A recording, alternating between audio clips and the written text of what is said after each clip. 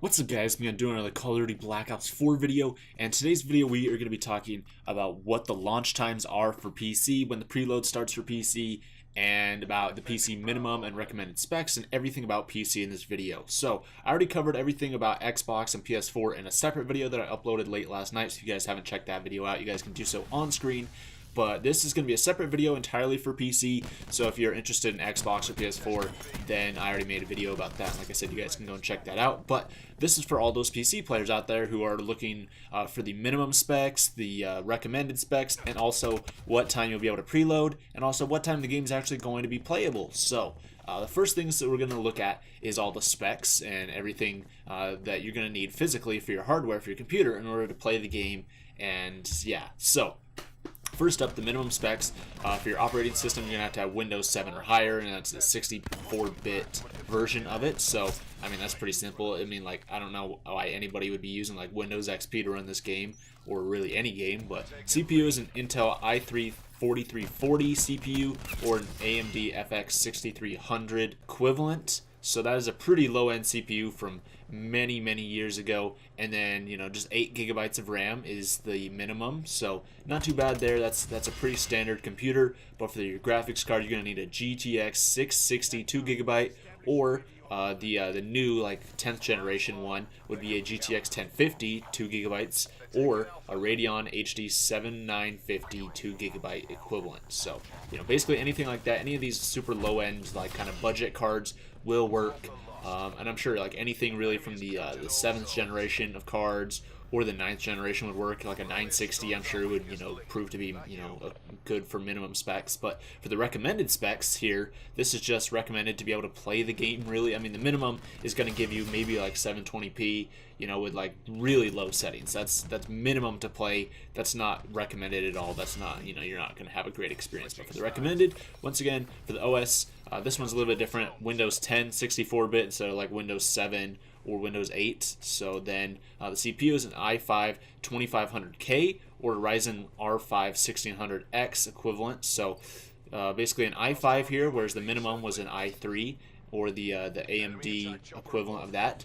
Recommended is 12 gigabytes of RAM, so an extra 4 gig up from the minimum. So I mean, that makes sense. 12 gig isn't too hard to come by, but if you only have 8, I'm sure you'll do just fine. And then for your graphics card, you're gonna need a 970 4 gigabyte or a 1060 6 gigabyte, or a for the AMD side is a Radeon R9 390 or an RX 580. So that's the recommended, basically probably for you to get to like 1080p, mostly around like high settings and stuff like that. But then we have some like a little bit other specs here. So we have high refresh and then ultra specs and stuff. So this is kind of cool that they kind of detailed some of these things too, because most times they just go minimum, recommended, and the recommended is is like the mid-range cards, and then the minimum is like, oh, you basically just have to have a computer that has been built within the past like 5 years to be able to play this game at all. But now we actually get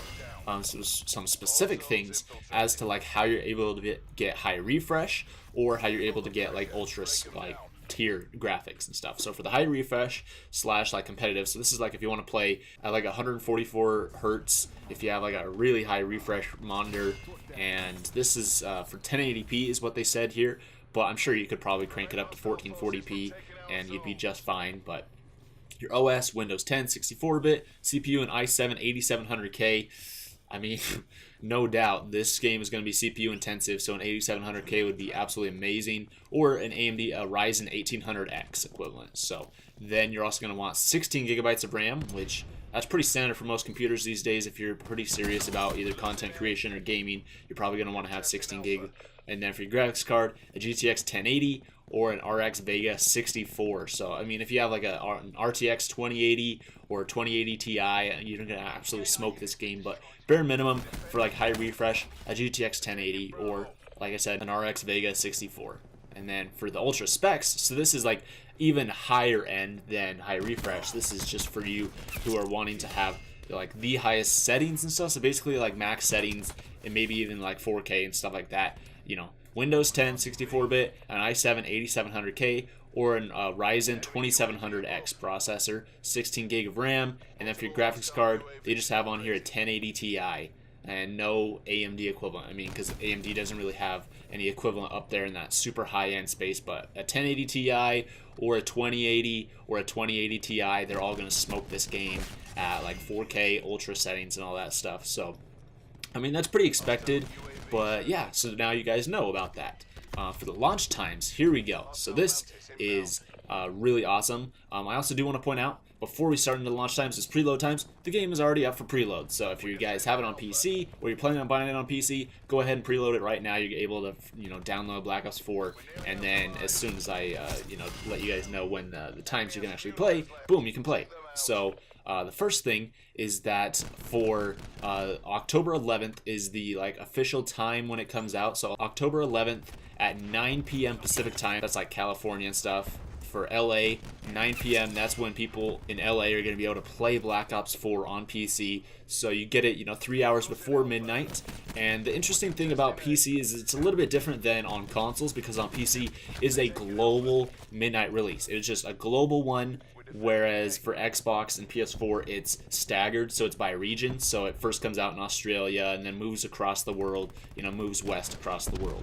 But for PC, it all drops at once. So it doesn't matter where you are in the world, nobody else is going to get it, quicker from you. It's just going to be a global, boom, release everywhere in the world. Everybody's going to be able to hop on at once. So 9 p.m. for Pacific time, and it's going to be straight up midnight for Eastern Standard Time. So if you live on the East Coast, that's the midnight. That's the midnight release, is East Coast time. And then you guys can, if you are in a different time zone than that, you guys can look up what time that would be for you. But for Sao Paulo, it's 1 a.m., London, 5 a.m., Stockholm, 6 a.m., Berlin, 6 a.m., Moscow, 7 a.m., Singapore, 12 p.m., Seoul, 1 p.m., and Sydney, 3 p.m. So all you basically have to do, if you live in a different area than that or something like that, you just have to look up, I'll leave one in the description, basically just a time zone calculator. You put in Eastern time for New York, and you just put in October 12th at 12 a.m., and then you just put in whatever time zone you are, and it'll tell you exactly when